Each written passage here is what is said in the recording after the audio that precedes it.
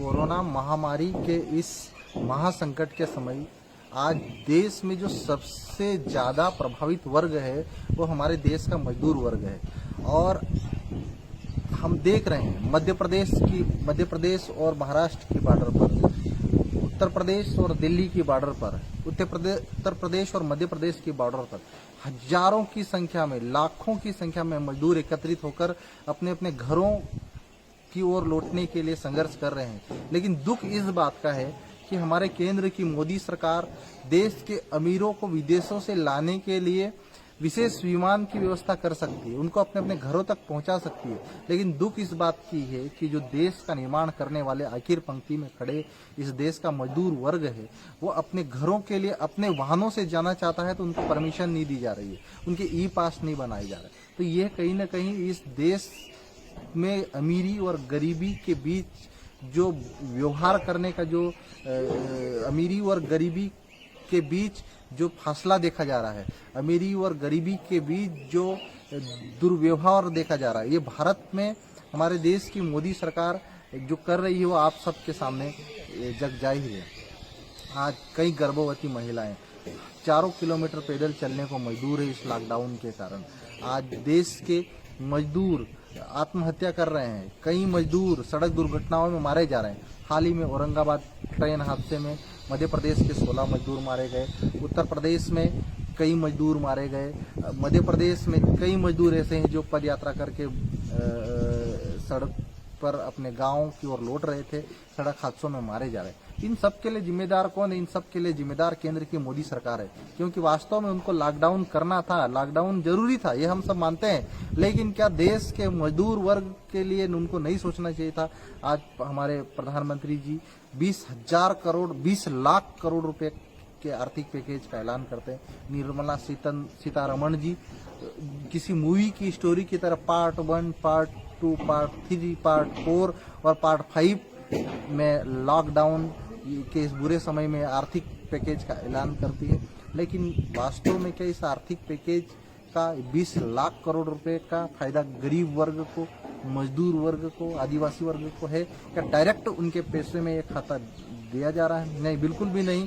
हाँ, मैं आप लोगों को बताना चाहूँगा इस वीडियो के माध्यम से कि जो ये 5 फेज में, 5 चरणों में हमारी वित्त मंत्री जी ने जो आर्थिक पैकेज का ऐलान किया, और उनका एक उद्देश्य था कि हम देश की अर्थव्यवस्था को रेल की पटरी पर लाना चाहते हैं। देश की अर्थव्यवस्था को हम मजबूती देना चाहते हैं, हम देश के उद्योग जगत को हम मजबूती देना चाहते हैं। लेकिन क्या वास्तव में जो 20 लाख करोड़ रुपए का पैकेज का ऐलान किया गया उसमें देश के गरीब आखिर पंक्ति में खड़े हुए किसान, मजदूर, आदिवासी का फायदा होने वाला है? आप सच कहें तो 8 लाख करोड़ रुपए का आर्थिक पैकेज आरबीआई के माध्यम से पहले ही आरबीआई ऐलान कर चुका है, और जो बाकी जो बचा हुआ था उसमें 1.7 मतलब 1,70,000 करोड़ हमारे मोदी सरकार लॉकडाउन के शुरुआती चरणों में आर्थिक पैकेज की घोषणा कर चुके थे। तो ये जो जनता को गुमराह किया गया कि 20 लाख करोड़ का आर्थिक पैकेज का ऐलान, और इसमें ज़्यादातर इस पैकेज का फायदा जो उद्योग जगत है, टाटा, बिरला, अडानी, अंबानी जैसे उद्योग, बड़े बड़े उद्योग जगत है, उन लोगों को इस पैकेज का फायदा होने वाला। लेकिन सवाल इस देश के मजदूरों का, इस देश के गरीबों का, इस देश के आदिवासियों का इस पैकेज से क्या फायदा होने वाला? कुछ भी फायदा नहीं होने वाला है। सिर्फ ये देश में एक भ्रम जाल पैदा करने के लिए 20 लाख करोड़ का ऐलान किया गया है। अगर वास्तव में केंद्र की मोदी सरकार इस 20 लाख करोड़ के पैकेज के माध्यम से अगर देश के गरीब, मजदूर और आदिवासियों का फायदा करना चाहती तो ये पैसा उनके खातों में डायरेक्ट ट्रांसफर किया जाना चाहिए था, न कि एक लोन व्यवस्था की जानी चाहिए थी। आज ये लोन व्यवस्था जो दी है कि आप लोन लीजिए और आत्मनिर्भर बनिए, कैसा संभव है? आज देश का हजारों युवा जो डिग्री ले लेके बैठा है इस लॉकडाउन के कारण अपनी नौकरियां गंवा चुका है। मजदूर जो 2 वक्त की रोटी के लिए संघर्ष करता था, आज सड़क पे आकर अपने गांव में जाने के लिए तरस रहा है। लेकिन आज 50 दिन बीत जाने के बावजूद भी केंद्र की मोदी सरकार मजदूरों को अपने घरों तक पहुंचाने के लिए उचित व्यवस्था नहीं कर सकी। ये पूरी तरह सरकार फेल हो चुकी है, और केंद्र की मोदी सरकार को आने वाले समय में देश की जनता, जो गरीब वर्ग है, जो मजदूर है, इसका जवाब देगा। निश्चित ही देश की जनता का जो आक्रोश है मजदूरों का जो आक्रोश है, जो गर्भवती माताओं का जो आक्रोश है, उस छोटी छोटी बच्चों का आक्रोश है, जो नंगे जो बिना चप्पल से सड़कों पे दौड़ रही हैं, उनके वीडियो देख के केंद्र सरकार में बैठे हुए मंत्रियों को जरा से भी तरस नहीं आ रही। ये चाहते तो अपने भाषणों में इस देश के जो मजदूर वर्ग थे उनके लिए एक सेकंड के लिए भी सहानुभूति जता सकते थे, लेकिन इन लोगों के अंदर इन मंत्रियों के अंदर, इस सरकार के अंदर वो संवेदनाएं मर चुकी है। गरीबों के प्रति सोचने की क्षमता खत्म हो चुकी है। सच कहें तो ये सरकार देश के अमीरों की सरकार है। टाटा, बिरला, अडानी, अंबानी जैसे बड़े बड़े उद्योगपतियों की सरकार है। इस सरकार को गरीबों से कोई लेना देना नहीं है, मजदूरों से कोई लेना देना नहीं है। और सच बात तो ये है कि ये सरकार गरीबों को, मजदूरों को धीरे धीरे खत्म करने की ओर बढ़ रही है। जिस प्रकार इस लॉकडाउन का फायदा उठाते हुए केंद्र सरकार ने और कई राज्य बीजेपी शासित राज्य सरकारों ने श्रम कानूनों में जो बदलाव कर दिए हैं और मजदूरों को 8 घंटे की बजाय 12 घंटे काम करने के लिए जो प्लान तैयार कर लिए, कहीं न कहीं मजदूरों के अधिकारों का, मजदूरों के मानवाधिकारों का उल्लंघन है। कहीं न कहीं उस आखिर पंक्ति में खड़े तबके के अधिकारों के साथ ये छेड़छाड़ की जा रही है।